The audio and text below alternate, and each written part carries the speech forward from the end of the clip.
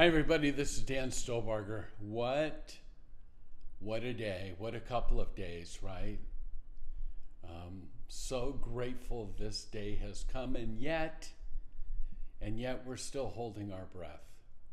This is October 9th. We will look back over this last week, all the things that has transpired. So let's jump in. Obviously, first up, even before our news bites, they're coming home. They're coming home. Monday, Tuesday at the latest, they're coming home. Hamas has agreed to a deal. The signing's taken place, and now we're waiting with bated breath for the first of the hostages to come home. We give thanks to God. We praise God for this day. And yet, as I've mentioned, not to be negative in any way, there needs to be a level of great joy and happiness here. But we still have yet to see them. So don't stop praying. All right. Trump's comments. I'm very proud to announce that Israel and Hamas have signed off on the first phase, this is important, of the peace plan. That means all the hostages will be released very soon. We hear now that Trump is actually going to the Middle East. He's going to speak at the Knesset this weekend. I've heard different reports as far as when the hostages will actually be home. The last that I heard was both living and dead, Monday and Tuesday. That's what I've heard. Bibi says, with God's help, we will bring them all home. Sources tell us that that this is imminent. It will take place. That because of major countries such as Qatar, Egypt, Turkey, because they've, in a sense, said to Hamas, this is as good as it's going to get for you, that it is a done deal. So this is our friend Amir's take on this. And again, this report will be a bit longer because of all the news that we have. And yet it can all change, as you know.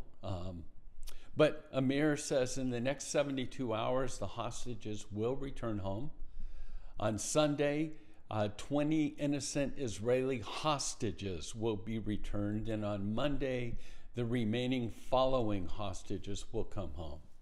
In return, the terrorists will receive 250 of their own hardened members.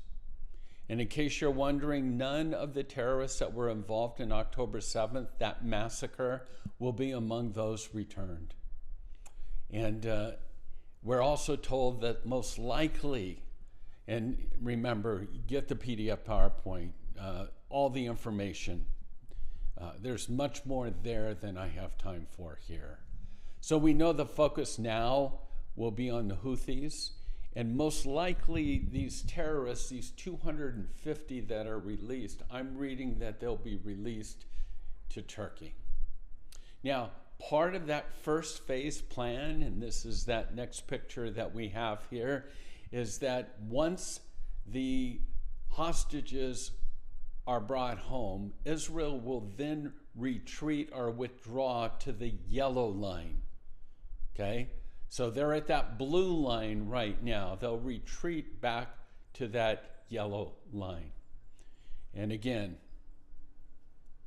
I'm not sure they'll ever go any further back, but that's still yet to come. Only the first phase will be implemented. And again, just right before I decided to bite the bullet and actually start recording, because everything's changing so quickly, but just two important updates from Israeli and American sources. One, Israel has received American guarantees that it will be able to respond militarily to Hamas violations. In other words, an upgraded sort of Lebanon front will take place, where right now daily Israel is still taking out Hezbollah targets in Lebanon. The second thing is that Israel will not withdraw to the second withdrawal line, that red line that I showed you in Gaza, until Hamas is dismantled from its core. And this is part of the agreement. So it'll produce a kind of a Area C that we have in the West Bank now. And so Area A, that's Ramallah, Hebron, Jericho, Jenin. That is, in a sense, run completely by the Palestinian Authority. Now, the IDF can go in and out, but no Israelis are allowed in Area A. Area B is more, in a sense, if you're Israeli, you're not going to Area B as well, but the IDF, the government's run by the Palestinian Authority, but the forces or the police are the IDF. And then Area C is oversaw by Israel and the IDF. So this is going to be more like an Area C than any of the others. All right, now let's take a look at our news bites. While we await, that really another battle is beginning to unfold. And this is important for believers to understand. The words are, we await another battle that's unfolding, and it will be on your screens. Whether it be your computer or your TV or whatever, your phone. Because what takes place, the spin that the media is going to put on this is attempted to shape the world's opinion. So you need to be wise. Literacy at this point in time matters most. You're going to hear things like, well, the Palestinian hostages have been released. No, the ones that are being released and traded, the 250, are not hostages. They are terrorists with blood on their hands. And then you're going to read about, well, Israel's going to do this or that to get their political prisoners or their detainees back from Hamas. No. All of this is happening in order to get innocent civilians and hostages back. So words are important. This spin has already started. So again, I just want to make sure that we're aware and alert. A couple other things in the news bites, as I mentioned, is that the prisoners that will be released are expected to be transferred to Turkey. That whole thing with Doha and Qatar, make no mistake about it. Where you might look at it and say, well, it was a missed opportunity because they didn't get everybody that they were targeting. They didn't get the upper echelon of Hamas. Purposely, they didn't. Make no mistake, what took place a month ago at that time is what made the ceasefire possible today. Qatar had to have their cage rattled, realizing that Israel could strike at the heart of the city of Doha. That changed the game. That flipped the script. So, critical. And then finally, our last news bites is the reality is that, and this is from the PA, the Palestinian Authority, that's always being posed or shown as moderate. This is from October 2nd, from their official PA daily newspaper. It says, we must find a way to prevent Hamas from being destroyed or completely eliminated.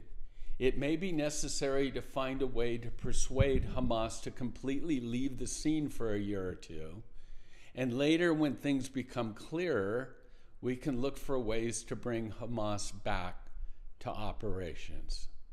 Once again, you've heard me say it often. The Western mindset cannot comprehend the depth of the legacy of hate.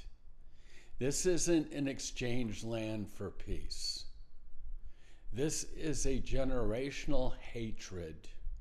From the river to the sea, Palestine shall be free, is simply saying we won't rest until Israel is annihilated. No matter what happens in the midst of all this, I hate to put it to you this way, but it's simply hitting the pause button. It will not go away. But prayerfully, Israel will have its hostages back within 72 hours. So Trump's plan, the return of the hostages, is the only part of the plan, by the way, that can be expected to happen on an immediate practical level. All the other parts, 2 and 3, are going to take months, if not years, to implement. Troubling, another article is a new poll that's out, and this is one of the reasons why I said the next battle is going to be happening on your screens, TV, computer, or whatever. New poll out, 1 in 10 Americans has a favorable view of the Hamas terrorist organization. According to this poll, support for the Israeli government is dramatically falling, particularly among the young and the Democrats. Part of this poll asked the question whether the Trump administration is favoring the Israelis or the Palestinians too much. 38% said we're not sure. 36% said that U.S. favored Israel too much. 36%. While 23% said the administration was striking the right balance.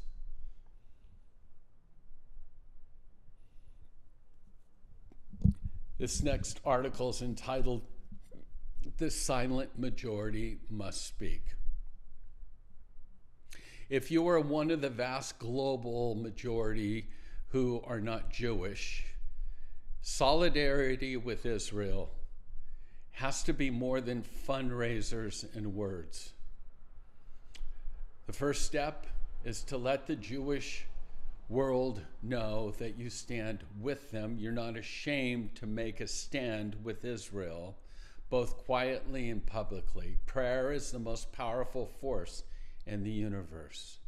We need to challenge anti-Semitism, whether it arrives ugly or dressed in a kiafa and speaking the language of liberation, freedom, anti-genocide. We need to tell the truth about what happened on October 7th and refuse to treat the Jewish right to exist as a debate topic. Time to speak up. Time to make a stand. This deal that's in place right now. So there's two sides of this coin. I'm going to give you the other side. We rejoice over the prospects of the hostages being released and coming home. But keep this in mind, it's not total victory. A deal with Hamas may be a necessary evil, but anyone who agrees to release 250 mass murderers who left behind trails of blood and bereavement and will almost certainly kill again has no right to speak of a, quote, total victory. This is not a simple 100% triumph. It's being blackmailed by terrorists and surrendering to part of their demands, even if the goal is a worthy one. And then When the dust settles, the question is, will Bibi's government, will Bibi survive? So, despite opposition, minor opposition to this deal from the far right, that far right is still not going to do anything until the hostages are actually back home. But don't forget that the Knesset summer recess ends on October 19th. So no matter what tricks come out or pulled, the government cannot be toppled before them. But once the Knesset is back, a lot depends on the direction Netanyahu decides to take. For example, what platform will he run on in the next election? And make no mistake, there's going to be a call for early elections. It'll be the beginning of next year. He certainly has one option to pitch, that he's steering the Jewish state through stormy waters. And as a result, Israelis should vote him in once again, despite the failures that took place on October 7th. As for Trump, I suspect that he'll work overtime to help Bibi remain in the prime minister's office. But at the end of the day, it's Israel. At the end of the day, these are all issues that October 8th, 2023, we never imagined that we'd be facing new elections in post-war Israel. And then I think I have a couple more slides. This is from Australia. I just want you to know that it's not everlasting peace coming into the world. There's still a viral hatred of the Jewish people. In Australia, Free Palestine, October 7th, do it again. Never forget. Never forget. And so it begins. This just out, I saw breaking news. Hamas is calling for and remember I told you this battle is going to be on the screens now, right? The media is going to want to shape your opinion. So Hamas is aligning itself with the global consciousness of the world in order to create a glorious state of Palestine. Everything we did from October 7th on was for this moment, that there could be a two-state solution, a glorious Palestine. So Hamas is calling for a free and a just Palestinian state. So it begins. So it begins. So that's our report. I could probably pause and start all over again. And the reality is that there's probably a lot more information out there. But I want to encourage you all to pray like you haven't prayed before. Pray that the hostages could come home. And pray in Jesus' name. And pray that the Messiah that Israel has missed, pray that they would have hearts turned towards him and would come to know Jesus as their Messiah. God bless you, and shalom.